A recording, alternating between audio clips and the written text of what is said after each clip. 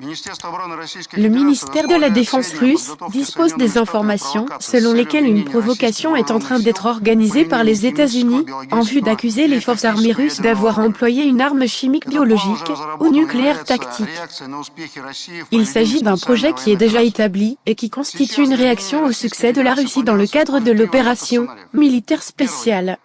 Pour le moment, 3 scénarios peuvent être réalisés pour accuser la Russie, à savoir, le premier, celui d'un incident sous faux drapeau, est le plus probable.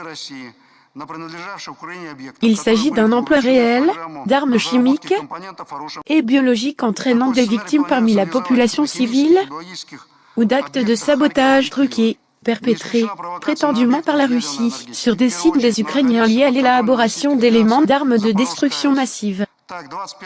Il est envisagé de mettre en œuvre ce scénario dans les infrastructures chimiques et biologiques de Kiev. Ne sont pas à exclure des provocations visant des sites d'énergie nucléaire, en particulier la centrale nucléaire de Zaporojié, se trouvant sous contrôle de la Fédération de Russie le 21 avril.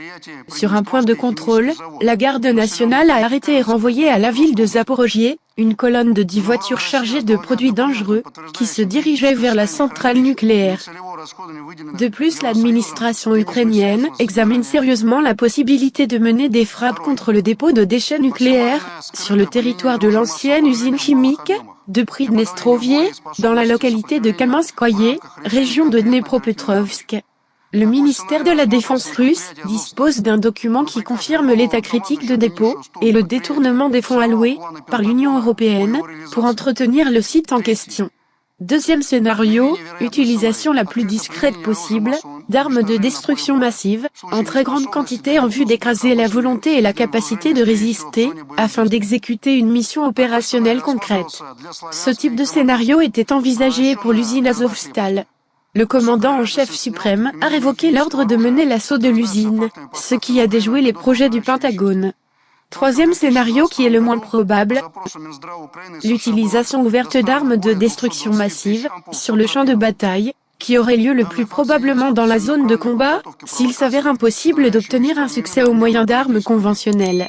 Ce scénario est examiné pour Slaviansk et Kramatorsk, villes transformées en forteresses. Le haut niveau de la probabilité d'un emploi truqué d'armes chimiques en Ukraine trouve sa confirmation dans les livraisons en Ukraine d'antidotes aux agents toxiques. En 2022 seulement, les États-Unis ont, à la demande du ministère ukrainien de la Santé, plus de 220 000 ampoules contenant de l'atropine. Cela témoigne des provocations délibérées en cours de préparation, impliquant des agents neurotoxiques.